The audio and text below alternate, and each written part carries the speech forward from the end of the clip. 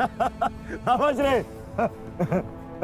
वो छलिया जिस युद्ध के लिए हमें भयभीत कर रहा था, वो युद्ध प्रारंभ होने से पहले ही समाप्त होने जा रही है।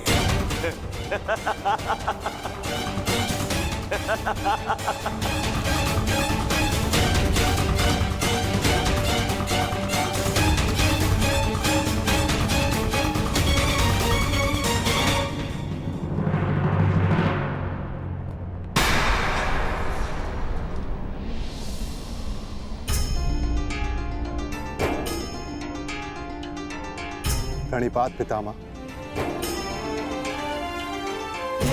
प्रणिपात आचार्य द्रोण।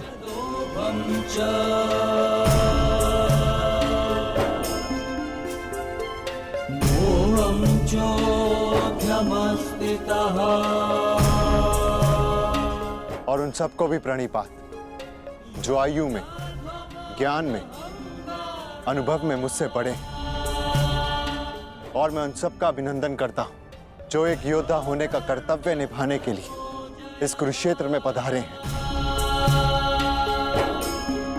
मैंने सदैव अपने बड़ों से सीखा है कि कोई भी कार्य आरंभ करने से पूर्व बड़ों का आशीर्वाद अनिवार्य है। और मैं अपने सभी भ्राताओं की ओर से पितामह आचार्य द्रोण के साथ सभी बड़ों से आशीर्वाद देने की प्रार्थना करता हूं।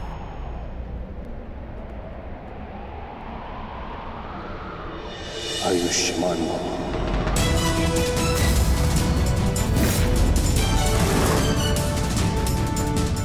तुम्हें अपने पराक्रम का फल प्राप्त हो युधिष्ठिर।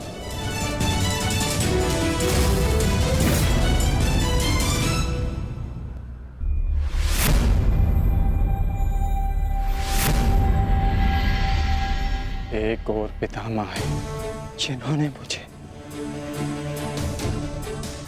जीवन का मूल्य समझाया,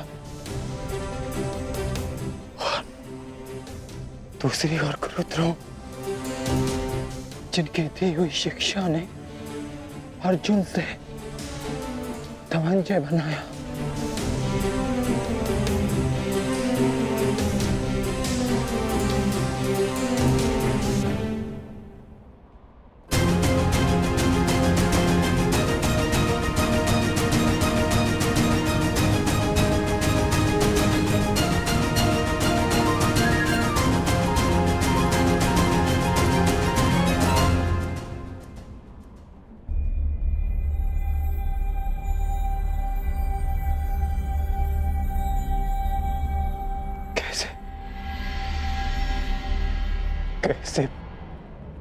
कैसे प्रहार कर पाऊंगा मैं इन पर?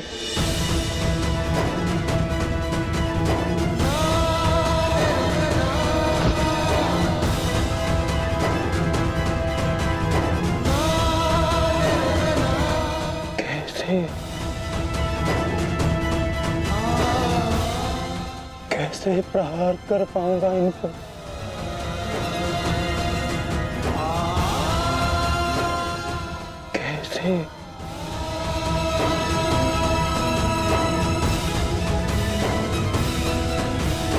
क्या हुआ पार्थ?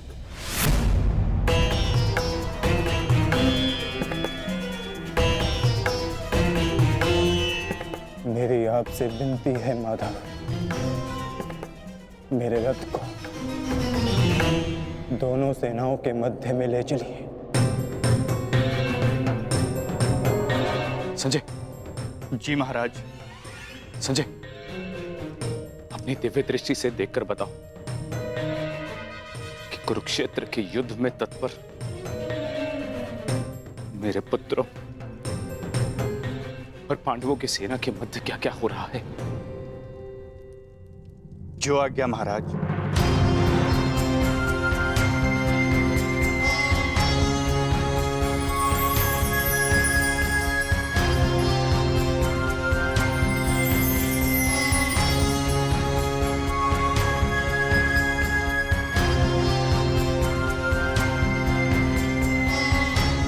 गांडीवधारी राजकुमार अर्जुन के सारथी बने वासुदेव श्री कृष्ण से राजकुमार अर्जुन रथ को दोनों सेनाओं के मध्य में ले जाने की आग्रह कर रहे हैं महाराज। परंतु क्यों पार्थ? ये समय तो दूसरे पक्ष की सेना को तहस नहस कर देने का है, फिर क्यों तुम रथ को दोनों सेनाओं के मध्य में ले जाने की विनती कर रहे हो? युद्ध से पूर्व मैं दोनों सेनाओं का निरीक्षण करना चाहता हूं। क्या तुम वही अर्जुन हो पार्थ, जिसे लक्ष्य संधान के समय पेड़ से बंधी चिड़िया की आंख के अतिरिक्त और कुछ नहीं दिखाई देता था, और आज वही अर्जुन पूरी रणभूमि का निरीक्षण करना चाहता है? बड़ी विचित्र बात है। हाँ माधव,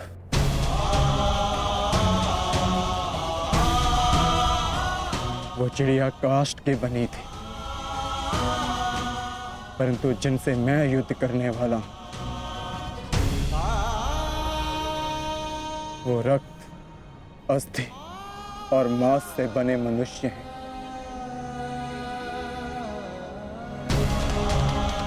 जिनमें प्राण है, और सबसे बड़ी बात, उनमें मेरे संबंध बसे हैं। युद्ध आरंभ होने से पूर्व मैं ये देख लेना चाहता हूं कि किसके वध से धर्म की स्थापना होगी और किसकी मृत्यु से मन में अधर्म का अनुभव होगा। और इस युद्ध के पश्चात मैं क्या पाने वाला हूं और क्या खोने वाला हूं।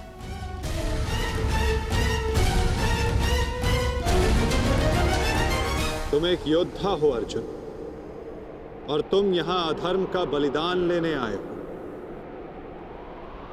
या स्वयं को धर्म पर बलिदान देने के लिए? और एक बलिदानी क्या पाएगा क्या खोएगा, उसकी गणना नहीं करता। बात मेरे बलिदान की नहीं है माधव। इस युद्ध में सहस्त्रों के प्राण दांव पर लगे हैं, और मैं ये निश्चित करना चाहता हूं कि कुरुक्षेत्र में मैं अधर्म का नाश करने जा रहा हूं या फिर धर्म की हानि भी करने जा रहा हूं। नाश और निर्माण की शक्ति केवल विधाता के पास होती है पार्थ। मनुष्य विनाश या विध्वंस नहीं करता।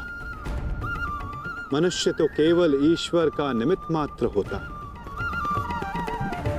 निमित्त होकर यदि वो विनाश और विध्वंस का उत्तरदायित्व स्वयं पर ले, तो उससे केवल अहंकार का जन्म होता है पार्थ, जो ये मानता है कि वो कुछ नहीं कर रहा। उसी के हाथों महान कार्य संपन्न होते हैं।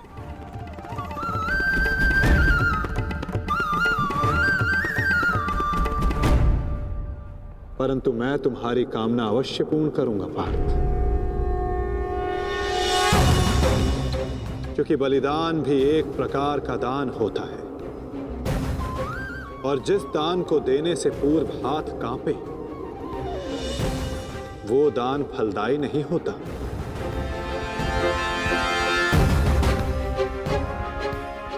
आओ पार्थ, मैं तुम्हें युद्ध भूमि के मध्य ले चलता हूं।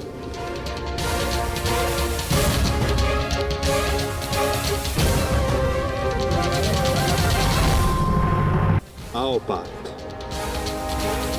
मैं तुम्हें युद्ध भूमि के मध्य ले चलता हूं।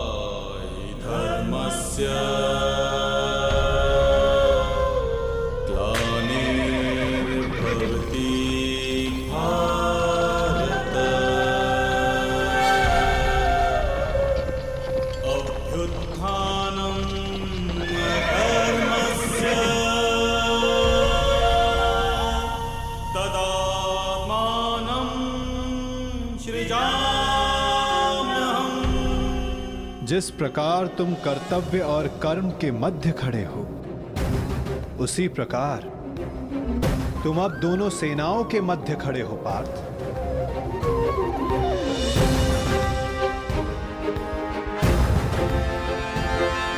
करो, क्या निरीक्षण करना चाहते हो?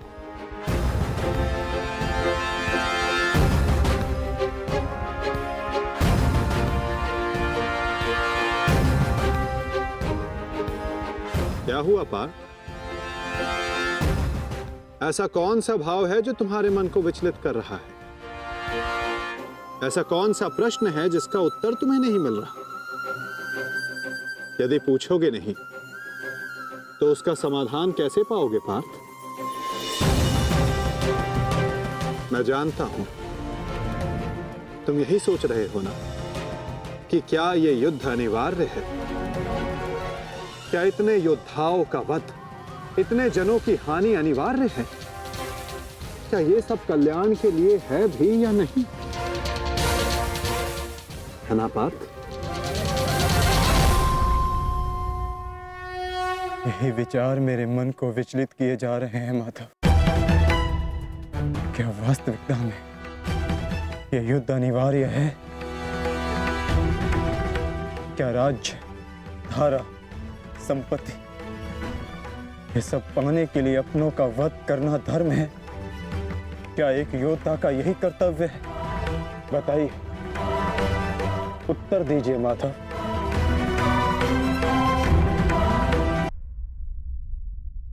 उत्तर तुम्हें अवश्य मिलेगा पार्थ कि इस युद्ध में धर्म की ओर कौन है और अधर्म की ओर कौन। मैं तुम्हें अवश्य दिखाऊंगा।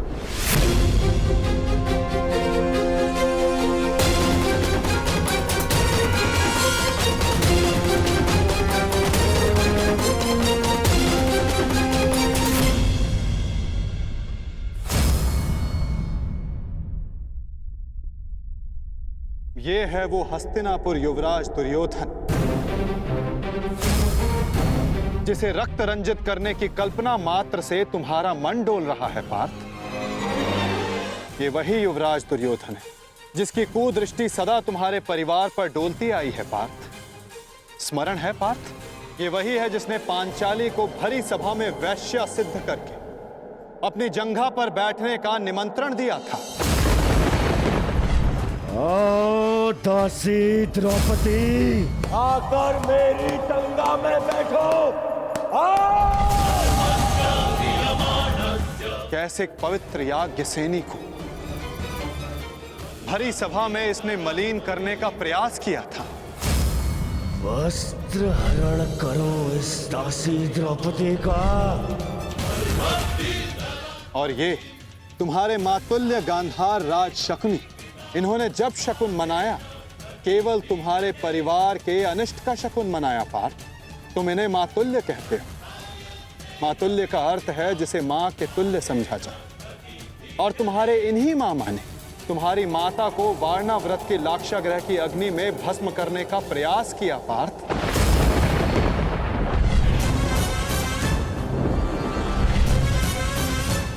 और वो जो ऊंची दृष्टि करके खड़ा मध्यांध दुशासन, स्मरण करो पार्थ, कैसे वो द्रौपदी को उसके केशों से खींचकर भरी सभा में लाया था।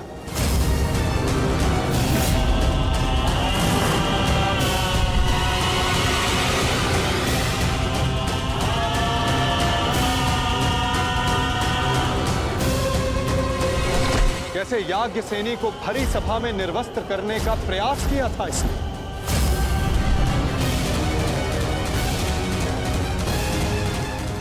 क्या तुम ये सब भूल रहे हो पार्थ? ये है महामहिम भीष्म, द्रोणाचार्य, अश्वत्थामा।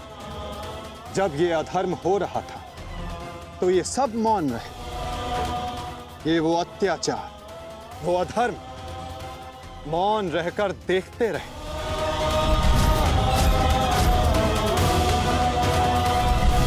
स्मरण करो वो वनवास, वो अज्ञातवास, जिसने तुम्हें तुम्हारा पौरुष त्याग कर बेहनल्ला बनने को विवश किया।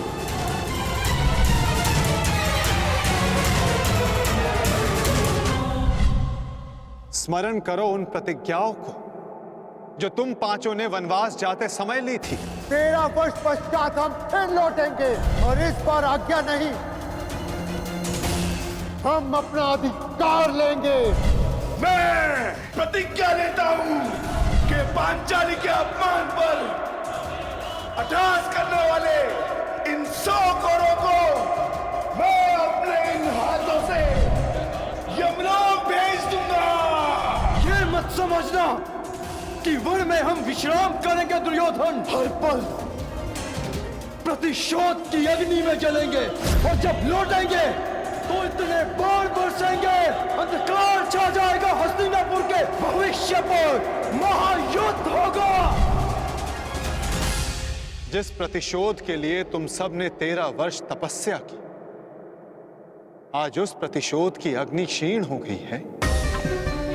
जिन अस्त्रों को तुमने इस युद्ध के लिए सहेजा, क्या उन अस्त्रों को संधान करने का संकल्प तुम्हारा हृदय त्याग चुका है पार्थ? क्या अब तुम्हें यह युद्ध अनिवार्य प्रतीत नहीं होता पार्थ?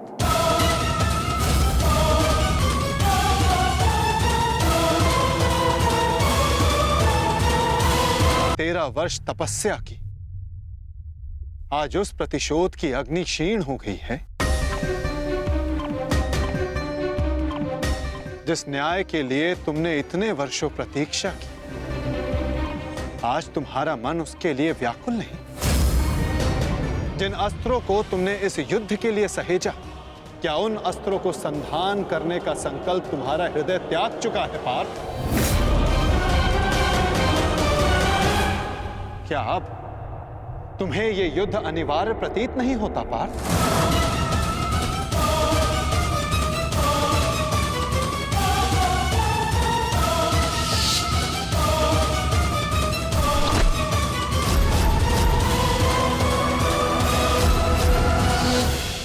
हाँ माता,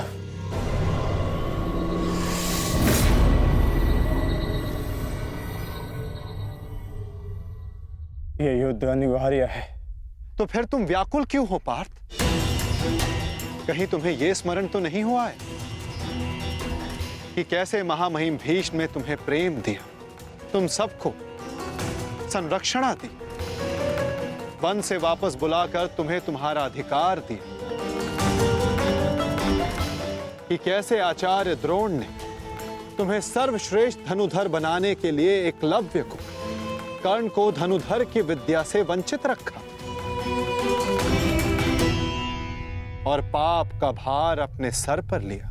तो क्या यह असत्य है माधव? क्या उन्होंने ये सब नहीं किया?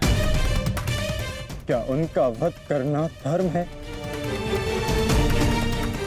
मेरे पक्ष का क्या? वहां के निर्दोष भी इस युद्ध में मारे जाएंगे। ये नाश क्यों? तुम्हारा कार्य युद्ध करना है पार्थ, धर्म अधर्म की तुलना करना नहीं।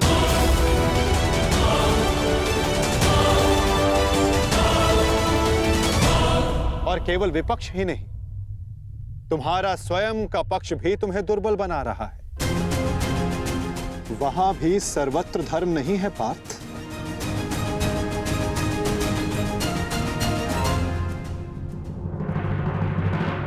आओ, मैं तुम्हें अपना पक्ष दिखाता हूं।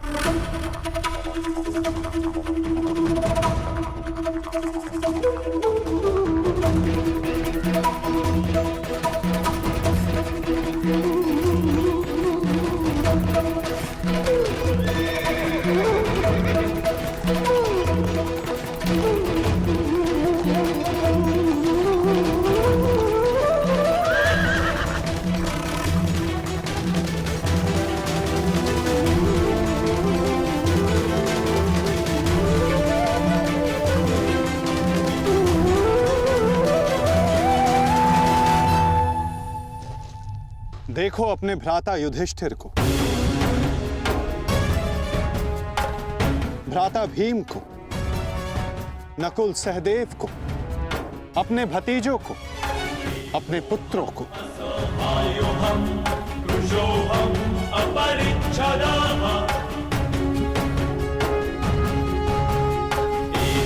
तुम्हें क्लेश है कि इनमें से ना जाने कौन कौन काल कलवित होगा।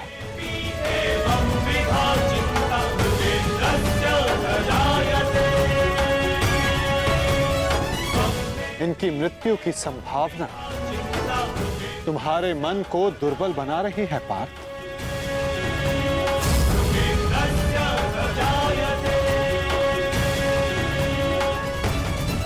परंतु पार्थ, क्या ये वास्तविकता में धर्म के पक्षधर हैं?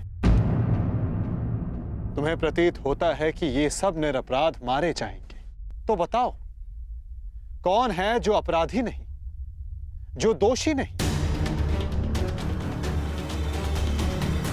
यदि युधिष्ठिर स्वयं का अधिकार राज्य पर मानते हैं, तो इसमें दुर्योधन का क्या दोष? क्या उनकी माता पहले गर्भवती नहीं हुई थी? क्या यह सत्य नहीं कि युधिष्ठिर ने अपना राज द्यूत क्रीड़ा में लगाया जिसे दुर्योधन ने जीता? यदि दुशासन ने अपनी ज्येष्ठ की आज्ञा मानकर द्रौपदी का वस्त्र हरण करने का अपराध किया, तो तुम चारों ने भी अपनी ज्येष्ठ की आज्ञा मानकर अपनी पत्नी का अपमान होने दिया।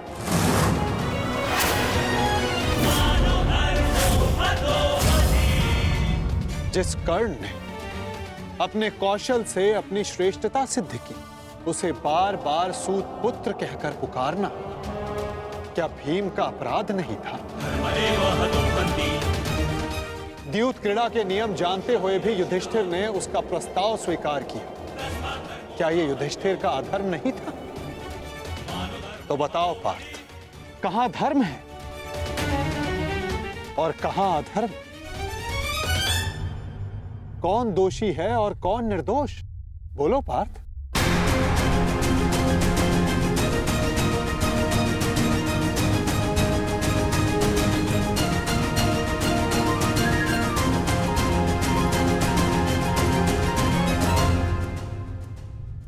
आपने उचित कहा माधव। दोनों ही पक्षों में धर्म भी दिखता है और अधर्म भी। परंतु मैं क्या करूं? अपना कर्तव्य जानो पार्थ, चूंकि तुम अभी तक धर्म का स्वरूप नहीं जान पाए हो। उचित कहा आपने। मेरा अंग अंग कांप रहा है, मंद हो गई है, कांधे हाथ से बार बार सरक रहा है। मैं इस महाविनाश का पूर्व अनुमान करके चिंतित हो गया।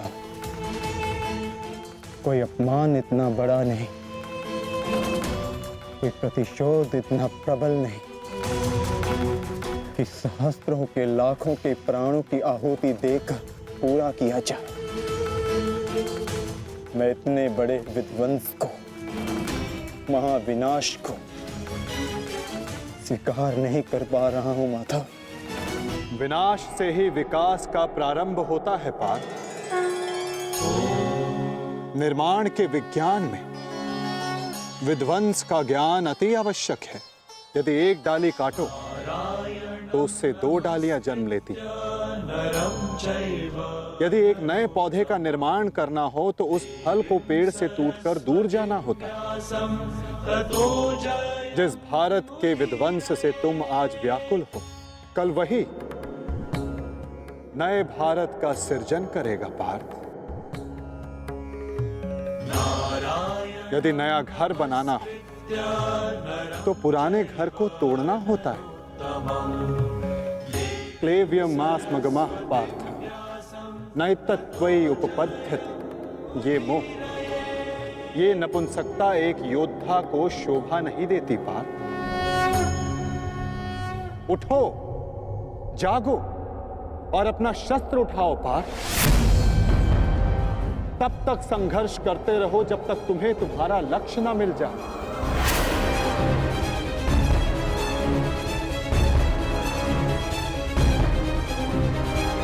शस्त्र उठाओ? कैसे? कैसे शस्त्र उठाऊं माधव?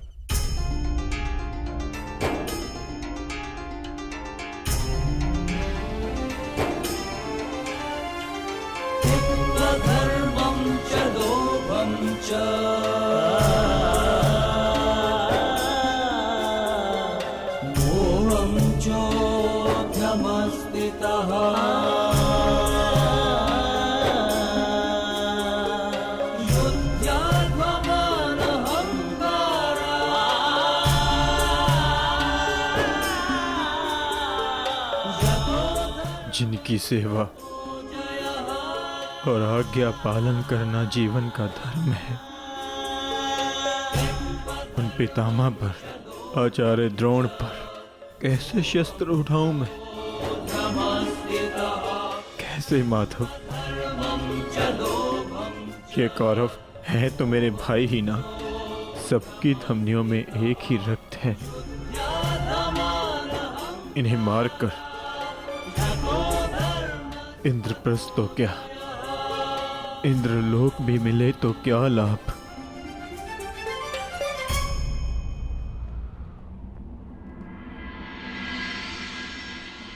मनुष्य पौरुष करता है ताकि उसका भविष्य बन सके, कर्म करता है ताकि उसकी संतान सुखी रह सके। ऐसे शौर्य का क्या लाभ जिससे उसका भविष्य नष्ट हो जाए, उसकी संतान काल कलवित हो जाए।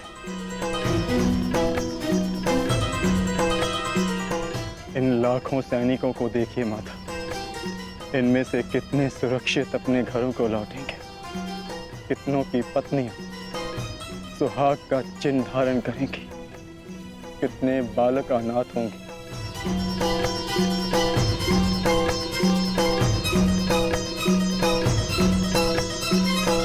कौन बचेगा उन्हें धर्म और भविष्य सिखाने के लिए? मैं देख रहा हूं माता, इस धर्म युद्ध के पश्चात अधर्म और भी बढ़ेगा। कुरुकुल का ही नहीं, पूरे भारत का विनाश होगा। आज के नियम टूटेंगे। क्या भविष्य को यही आशा है हमसे? तर्क बुद्धिमतपूर्ण है पार्थ, परंतु अर्थ मूर्खतापूर्ण। क्या नष्ट हो जाएगा? कैसा दुख होगा पार्थ? यदि वृक्ष के कुछ पत्ते झड़ जाएं, तो वो दुख का कारण नहीं होते पार्थ। पत्तों के जन्म का तात्पर्य वृक्ष को जीवन देना होता है, स्वयं का जीवन जीना नहीं। ठीक उसी प्रकार मनुष्य का जीवन और मरण, उसका केवल एक ही लक्ष्य होता है पार्थ, समाज में सुख, समाज में धर्म स्थापना। और आज ये समाज तुमसे यही युद्ध मांग रहा है, युद्ध मांग रहा है, युद्ध मांग रहा है, युद्ध मांग रहा है। मैं कह चुका हूं कि विनाश से उद्भाव प्रारंभ होता है। आज समाज में भेदभाव, लोभ, लालच विष बनकर व्याप्त हो रहा है। जो धर्म वर्षों पहले वेदों ने स्थापित किया था, वो आज केवल एक शब्द बनकर रह गया है पार्थ। धर्म का मर्म लुप्त हो गया। तुम्हारे समक्ष कर्ण का उदाहरण है पार्थ, जो वर्ण व्यवस्था कर्म पर आधारित थी, आज उस पर जन्म हावी हो गया है पार्थ। सहस्त्रों का कौशल, उनकी प्रतिभाएं दबाई जा रही हैं पार्थ। समाज नया परिवर्तन मांग रहा है, नई परंपराएं मांग रहा है, और वो सब संभव होगा इस युद्ध से, इस युद्ध से, इस युद्ध से। इस युद्ध से नई परंपराएं जन्म लेंगी। वो व्यवस्था टूटेगी जो आज समाज को तोड़ रही है पार्थ। वर्षा से पूर्व आकाश और धरा दोनों मलिन रहती है पार्थ, परंतु वही वर्षा आकाश और धरा को स्वच्छ बना देती है। और ये युद्ध वही वर्षा है पार्थ, जिसे धरा पुकार रही है। अपने झूठे मोह से मुक्त हो जाओ पार्थ, और अपने वास्तविक लक्ष्य को पहचानो। समग्र मानव समाज के लाभ का विचार करके उठाओ अपना शस्त्र, उठो और गांडीव की तनकार से बता दो समस्त संसार को कि परिवर्तन आ रहा है। अपने बाणों से तोड़ डालो इस व्यवस्था को और जन्म दो नूतन परंपरा को पार्थ। यही धर्म है।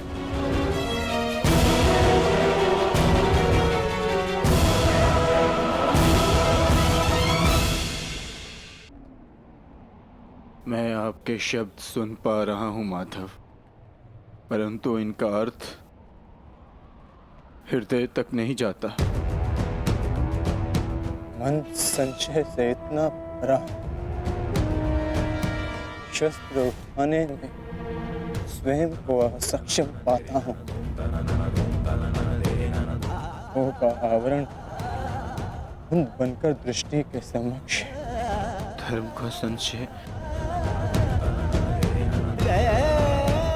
मन अपनों की हानि के विचारों से भरा है। संसार को कैसे देखूं?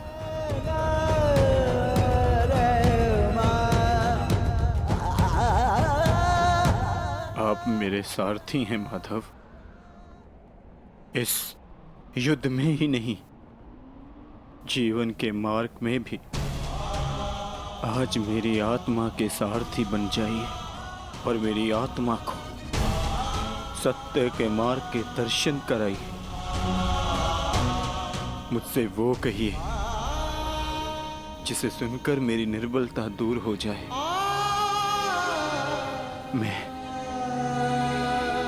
मैं इस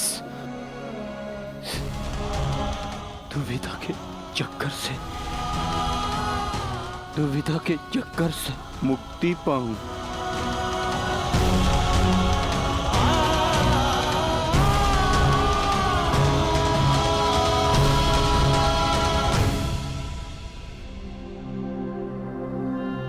पार्थ,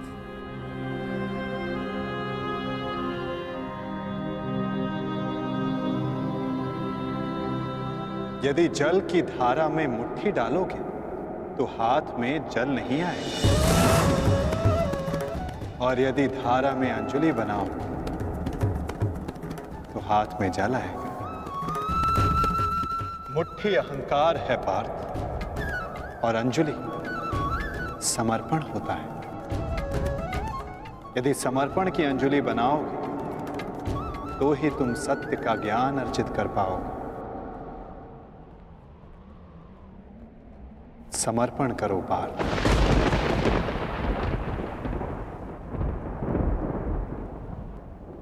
मैं समर्पण करता हूं, समर्पण करता हूं, समर्पण करता हूं, समर्पण करता हूं।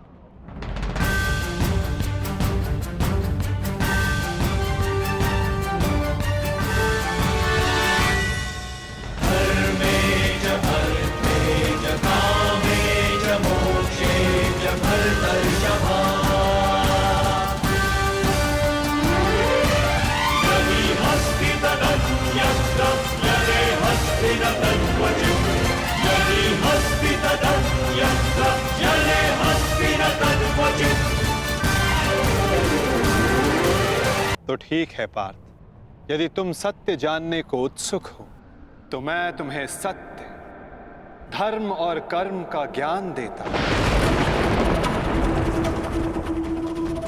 मैं तुम्हें धर्म और कर्म का मर्म समझाता हूं पार्थ। मैं तुम्हें वो ज्ञान देता हूं जो मानवता को चिरकाल तक उनका मार्गदर्शन करता रहे, उसका सहयात्री और सारथी बनेगा।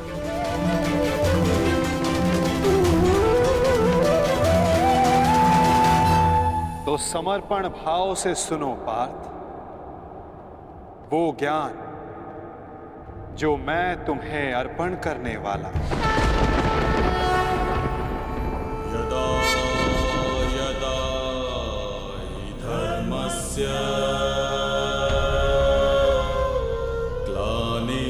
ग्लानिर्भवति भारत अभ्युत्थानम् अधर्मस्य तदात्मानं सृजाम्यहम्। तो बताइए माता, सत्य क्या है, धर्म क्या है? सत्य, धर्म और कर्म, ये सब हमारे मन के उत्पाद होते हैं पार्थ। जब तक हमारा मन भ्रम और संशय में होता है, तब तक सत्य के दर्शन नहीं होते। तो कर्म और सत्य का मर्म जानने के लिए उत्तर दो पार्थ। तो बताओ, मानव, पशु पक्षी, जल जीव, वनस्पति, ये सब कैसे बने? कैसे इन सब का जन्म हुआ है? ये सब कैसे जीते हैं? कैसे इनकी मृत्यु होती है? और मृत्यु के पश्चात ये सब कहां जाते हैं? विचार करके उत्तर देना पार्थ।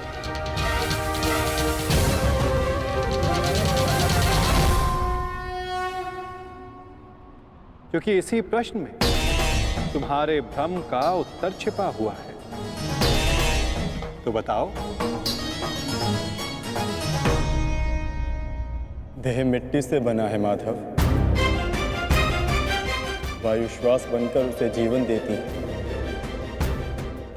अग्निताप बनकर उसे चलाता फिराता है, जल रक्त और मज्जा से बनकर उसे जीवित रखता है, और आकाश देह के रिक्त स्थानों में उपस्थित रहता है। इसी प्रकार इन्हीं 5 महाभूतों से देह का निर्माण हुआ है माधव,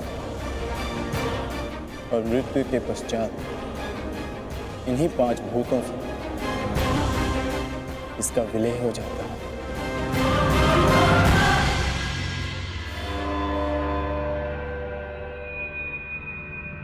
तो इसका अर्थ ये हुआ पार्थ कि मेरा, तुम्हारा, महामहिम भीष्म और आचार्य द्रोण, हम सब का देह इन 5 महाभूतों से बना है, जिसे अंततः उन्हीं में मिल जाना है।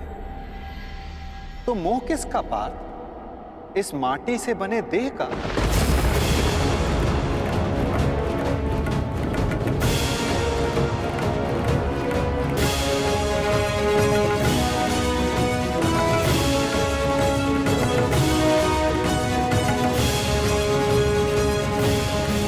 भीष्म और आचार्य द्रोण, हम सब का देह इन 5 महाभूतों से बना है, जिसे अंततः उन्हीं में मिल जाना है। तो मोह किसका पार्थ? इस माटी से बने देह का? तो क्या ये देह महत्वपूर्ण नहीं है माधव? इसी देह से हम अपना रूप और परिचय पाते हैं। यदि ऐसा है पार्थ, तो मनुष्य के मृत्यु के पश्चात उसके देह को नष्ट क्यों कर दिया जाता है? मनुष्य का वास्तविक स्वरूप और परिचय उसके देह से नहीं, उसके स्वभाव, उसके कर्म, उसके विचारों से होता है पार्थ।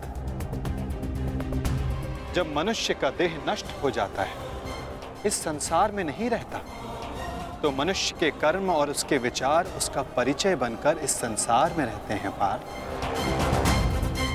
मनुष्य का जीवन केवल 20 दृश्य और अदृश्य पदार्थों का संगम है, परंतु फिर भी सबके विचार, सबका चरित्र भिन्न है। क्यों माधव? जब उत्तम सम्मान है तो सब में अंतर क्यों? कारण है 3 गुण, रजोगुण, सत्वगुण और तमोगुण। ये 3 गुण क्या है माता? तमस का अर्थ है अंधकार, अर्थात प्रकाश का अभाव, विचार के प्रकाश के अभाव में केवल शरीर की इच्छाओं के अधीन होकर जीना तामसिक व्यवहार कहलाता है पार्थ। पशु, पक्षी, जल, जीव ये सब इसी श्रेणी में आते हैं पार्थ। और सत्व का अर्थ है ज्ञान का प्रकाश, जो सत्य का, धर्म का, नीति और परंपराओं का विचार करके जीवन जीता है, उसे सात्विक जीवन कहते हैं पार्थ। और इन दोनों गुणों के मध्य होता है रजोगुण, अर्थात ऐसा मनुष्य जिसमें ज्ञान है, विचार करने की शक्ति है, परंतु वो मन और शरीर की शूद्र इच्छाओं से बंधा रहता है। ऐसा मनुष्य रजस अर्थात अहंकार के साथ जीता है। इन्हीं तीनों गुणों की न्यून या अधिक मात्रा के मेल से मनुष्य का स्वभाव बनता है। प्रत्येक मनुष्य दूसरे मनुष्य से भिन्न होता है। उधर देखो पार्थ, कौन दिखाई देता है? दुर्योधन और दुशासन। अब दुर्योधन के भीतर स्थित गुणों का विश्लेषण करो पार्थ। धर्म जानते हैं परंतु उसका वहन नहीं करते। अहंकार इनके जीवन का केंद्र है, अर्थात तमस की मात्रा न्यून है और रजस गुण की अधिक, और सत्य तो बिल्कुल भी नहीं। और दुशासन, उसने सदा केवल अपने ज्येष्ठ का आदेश माना है, स्वयं का कोई विचार नहीं, इसलिए उसके मन में केवल तमस गुण है। अब महामहिम को देखो पार्थ, सत्व के साथ तमस के अद्भुत मेल को देखो। उनमें अहंकार नहीं है, परंतु पुरातन परंपरा और प्रण से बंधित है। आवश्यकता पड़ने पर भी परंपरा का त्याग नहीं कर सकते। और उधर आचार्य द्रोण को देखो पार्थ, ज्ञान और अहंकार का संगम। ज्ञान उनको मुक्त करने को आतुर है, परंतु अहंकार उन्हें मुक्त होने नहीं देता।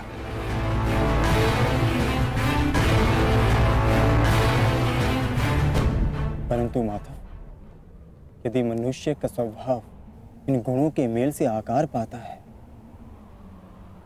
तब तो उसका व्यवहार जन्म से ही निश्चित होता है ना। सिंह का गुण है कि वो मृग का आखेट करेगा ही, भयभीत करेगा ही। उसी प्रकार मृग का भी गुण है कि उसे सिंह से भयभीत होना ही है।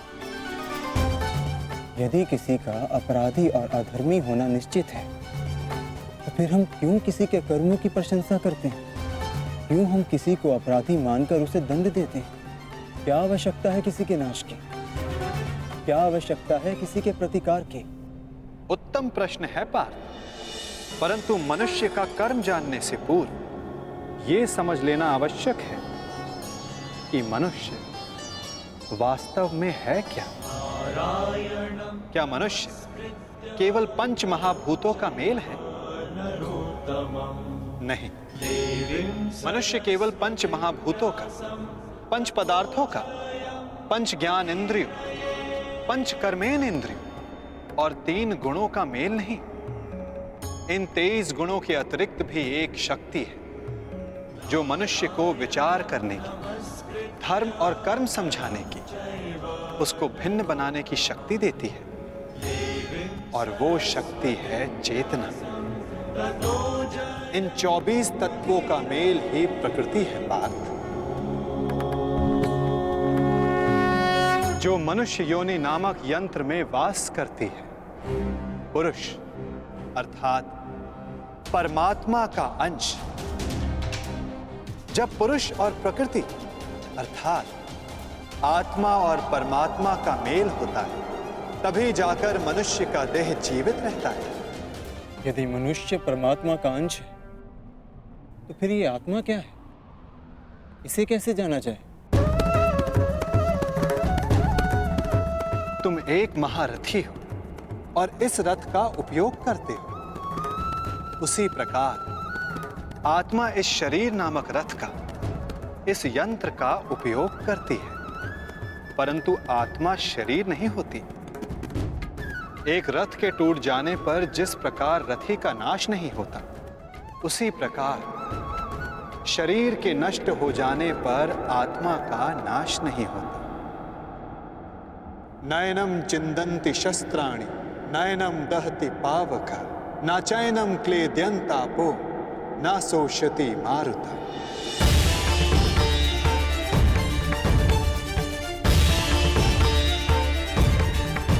आत्मा को ना कोई शस्त्र छेद सकता है, ना अग्नि उसे जला सकती है, ना जल उसे डुबो सकता है, ना वायु आत्मा को सुखा सकती है। आत्मा अजर है, आत्मा अमर है, अमर है, अमर है, अमर है। आत्मा शरीर से जुड़े होने के पश्चात भी वो शरीर से अलग है। ना हन्यते हन्यमाने शरीरम पार्थ। शरीर की हत्या की जा सकती है, परंतु आत्मा की हत्या नहीं की जा सकती। वो अचल है, स्थिर है, वो सनातन है, सर्वव्यापी है।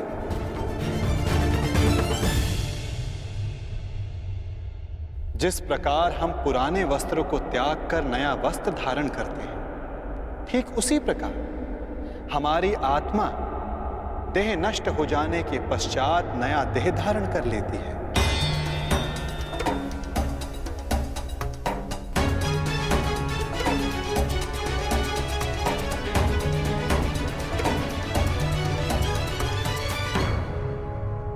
परंतु स्वयं को देह ना जानकर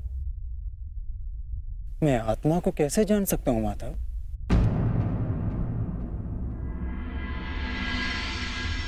पार्थ, इसमें कुछ असंभव नहीं। एक दृष्टिहीन व्यक्ति संसार को अपनी मन की दृष्टि से देखता है।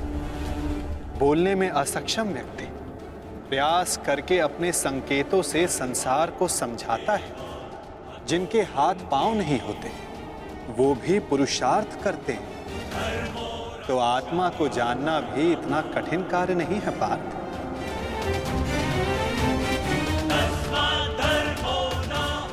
जिस प्रकार मूर्छित होने पर शरीर गिर जाता है, कुछ करने योग्य नहीं होता, परंतु जीवित रहता है, उसी प्रकार आत्मा से अनजान व्यक्ति मूर्छित शरीर के समान होता है। वो जीवित रहता है, परंतु कर्म और धर्म को समझ नहीं पाता।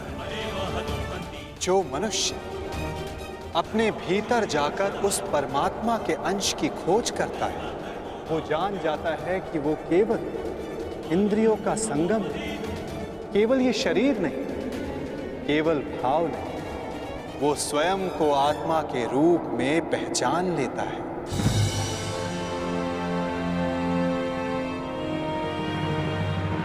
पर ब्रह्म विभाजित होकर पुरुष और प्रकृति बने पार्थ।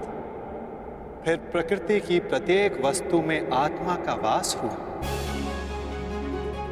प्रकृति यानी मनुष्य का शरीर जब वो मोह और अंधकार से घिर जाता है, तब वो अपनी चेतना को खो देता है। तब उस मोह निद्रा को तोड़कर अपनी चेतना को जगाना, स्वयं को परमात्मा का भाग जानना, यही आत्मा का कार्य है, यही उसका उद्देश्य है पार्थ। यदि हर आत्मा परमात्मा का अंश है तो फिर ये प्रगति और अवगति, नाश और उत्थान, पाप और धर्म, ये सब परमात्मा स्वयं कर रहे हैं। नहीं पार्थ, ये मनुष्य की चेतना और आत्मा करती है। जिस प्रकार कीचड़ से घिरा रत्न अपनी चमक खो देता है, जिस प्रकार मेघों से घिरा सूर्य अपना प्रकाश खो देता है, वैसे ही प्रकृति के 24 तत्वों से घिरी आत्मा ये भूल जाती है कि वो परमात्मा का अंश है। उसे लगता है कि ये देह ही सब कुछ है। देह के अतिरिक्त भी उसका कोई अस्तित्व है, इसका उसे भान ही नहीं रहता। वो केवल देह की संवेदना को ही ज्ञान मानती है। हानि लाभ, सुख दुख, स्वाद गंध, स्पर्श श्रवण, बस इसे ही अपना अनुभव मान लेती है। वो पाप करती है। जो आत्मा परिवर्तन का प्रयत्न नहीं करती, जो अधर्म करते रहती है, उसको जागरूक करने के लिए दंड देना अनिवार्य होता है पार्थ। उसके जागरण के लिए युद्ध अनिवार्य होता है।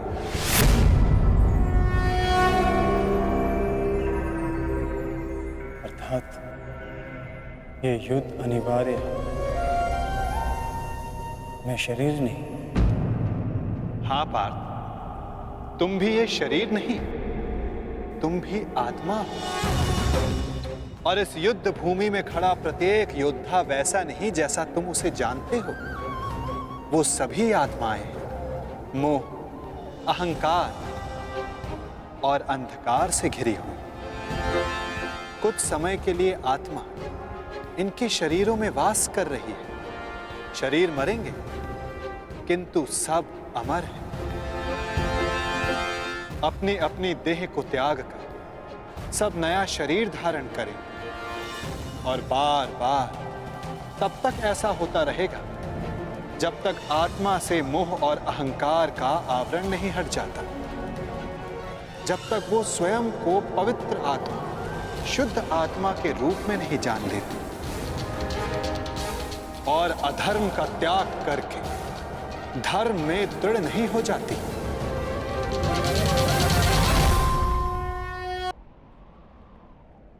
ब्रह्म विद्या का पहला पाठ यही है पार्थ। तुम क्या खोने से डरते हो? तुम क्या साथ लाए थे जो तुम वापस ले जाओगे? जिसने जन्म लिया है उसे एक ना एक दिन अवश्य मरना होगा, और जो मरेगा उसे फिर से जन्म लेना होगा। यही महाज्ञान सांख्य योग है पार्थ।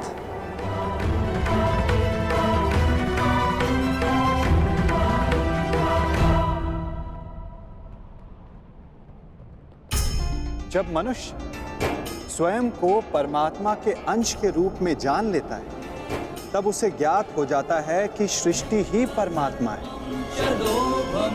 और परमात्मा ही सृष्टि है। सृष्टि और परमात्मा में कोई भेद नहीं। तब वो अन्य प्राणियों के प्रति कठोर और निर्दयी नहीं होता पार्थ। यदि जीभा दांतों से कट जाए तो पीड़ा केवल जीभा को नहीं होती, समग्र शरीर उसकी पीड़ा अनुभव करता है। ठीक उसी प्रकार स्वयं को आत्मा के रूप में जानने वाला सारे संसार की पीड़ा को स्वयं अनुभव करता है और उनके सुख में आनंद भी मनाता है पार्थ। जब तक इस संसार में एक भी मनुष्य को पीड़ा है, तब तक वास्तव में किसी का भी सुख संपूर्ण नहीं होता। और इस सत्य को जानकर मनुष्य का हृदय, मनुष्य का मन करुणा से भर जाता है। करुणा ही धर्म है पार्थ। जिस मनुष्य पर तमस गुण छाया होता है वो निर्दयी, कठोर और स्वार्थी होता है। वो अपने सुख के लिए दूसरों को दुख देता है, परमात्मा की ओर गति नहीं करता। अर्थात परमात्मा से दूर ले जाने वाले मार्ग का नाम अधर्म है पार्थ।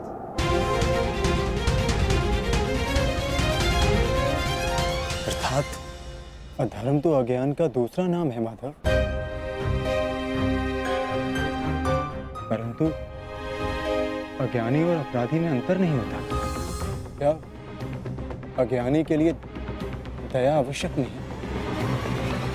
उन्हें दंड देना कैसे उचित है?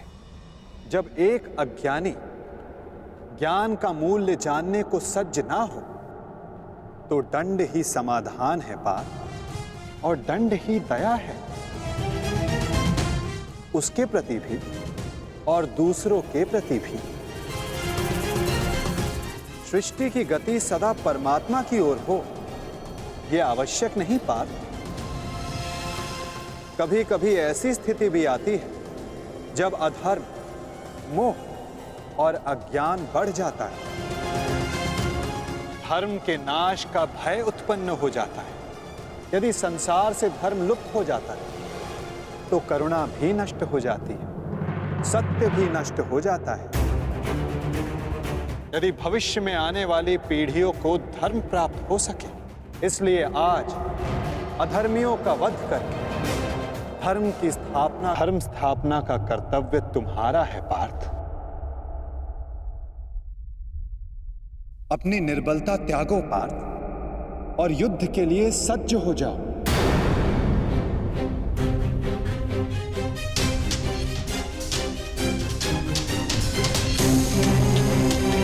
किंतु मेरे हाथों से हत्याएं होंगी, किसी की मृत्यु होगी, क्या मेरे भीतर की करुणा का नाश नहीं हो जाएगा माधव? यदि करुणा ही धर्म का आधार है तो फिर मेरी आत्मा तो अधर्मी बन जाएगी माधव। कर्म का बंधन अवश्य निर्मित होता है, परंतु कार्य का बंधन निर्मित नहीं होता पार्थ। प्रत्येक कर्म कार्य होता है पार्थ, परंतु प्रत्येक कार्य कर्म नहीं होता।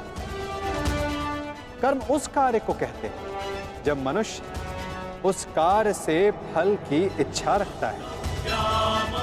जब भी मनुष्य धन, संपत्ति, प्रशंसा के लिए कार्य करता है, उस कार्य से फल की आशा रखता है, तब वो उस फल में बंध जाता है और इसी कारण उसे बार बार जन्म लेना पड़ता है पार्थ। वास्तव में मनुष्य को कोई कर्म नहीं बांधता पार्थ।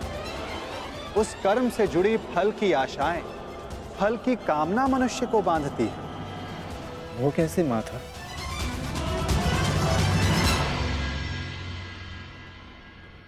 यदि तुम्हें इस युद्ध में विजयी होने की आशा है तो पराजित होने पर तुम्हें भीषण दुख होगा पार्थ। वो दुख तुमसे कुकर्म करवाएगा और उसके फल के लिए तुम्हें दूसरा जन्म लेना होगा।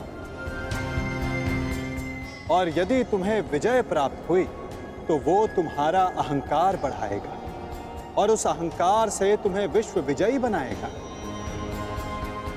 हत्याएं करवाएगा, उसका पाप तुम्हें बांधेगा पार्थ। तनिक विचार करो पार्थ। यदि इस युद्ध में तुम विजय होने का मोह त्याग दो, पराजित होने का भय त्याग